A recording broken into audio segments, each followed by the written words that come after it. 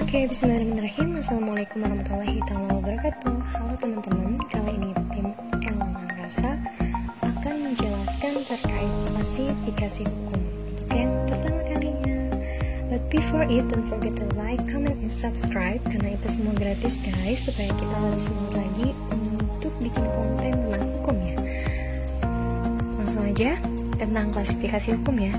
Di sini ada 7 bagian klasifikasi hukum. Yang pertama itu menurut sumbernya, yang kedua menurut bentuknya, yang ketiga tempat berlakunya, yang keempat menurut waktu berlakunya, yang kelima menurut fungsinya, yang keenam menurut sifatnya, dan yang ketujuh menurut isinya.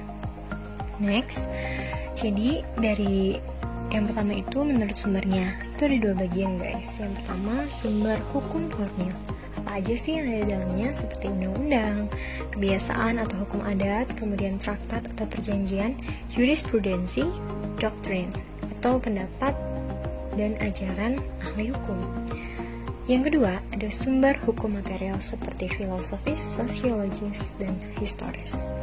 Oke, next, dari segi bentuknya nih ya, itu ada hukum tertulis, hukum tidak tertulis seperti hukum adat, dan hukum tertulis yang dikodifikasikan, dan hukum tertulis yang tidak dikodifikasikan.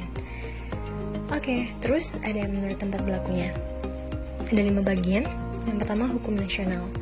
Hukum nasional itu adalah hukum yang berlaku dalam suatu negara ya teman-teman. Yang kedua hukum internasional, yaitu hukum yang mengatur hubungan antar negara. And then ada hukum asing.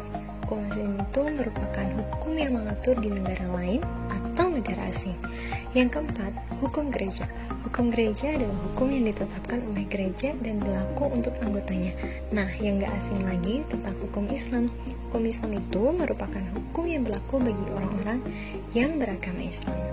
Next, menurut waktu berlakunya, ada ius constitutum atau hukum yang berlaku pada waktu sekarang dalam suatu masyarakat di suatu wilayah tertentu. Dan yang kedua ada ius constituendum, yaitu hukum yang diharapkan berlaku untuk waktu yang akan datang atau hukum yang dicita-citakan. Nah, menurut isinya itu ada 2, ada hukum publik dan hukum private. Hukum publik itu disebut juga dengan hukum negara. Nah, ini merupakan jenis hukum yang mengatur hubungan antara negara dengan individu atau warga negaranya. Hukum publik umumnya menyangkut tentang kepentingan umum atau publik dalam ruang lingkup masyarakat. Yang kedua, hukum privat atau hukum sipil. Jadi, ini adalah jenis hukum yang berguna untuk mengatur hubungan antara individu satu dengan individu lainnya, termasuk negara sebagai pribadi. Jenis hukum privat ini memfokuskan pada kepentingan perseorangan. Lalu, selanjutnya itu klasifikasi hukum menurut sifatnya. Itu bersifat mengatur dan memaksa. Kenapa mengatur? Karena hukum pelengkap atau hukum yang bersifat mengatur itu seperti peraturan atau norma hukum yang dalam keadaan konkret itu dapat dikesampingkan oleh para pihak yang mengadakan perjanjian, seperti tentang perjanjian boleh tertulis dan boleh tidak tertulis, boleh dilakukan atau dibuat di hadapan notaris atau di bawah tangan. Nah, hukum yang memaksa atau hukum imperatif itu adalah peraturan atau norma hukum yang dalam keadaan konkret tidak dapat dikesampingkan oleh para pihak yang bersengketa atau harus ditaati secara mutlak, seperti setiap perjanjian harus memenuhi ketentuan pasal 1320 BW tentang syarat-syarat syahnya perjanjian. Kemudian menurut fungsinya itu terdapat 2, yaitu yang pertama hukum material. Hukum material itu hukum yang berisi perintah-perintah dan larangan. Misalnya, larangan mengambil barang milik orang lain tanpa seizin pemiliknya, atau setiap orang tua harus mendidik dan memelihara anaknya sampai dewasa.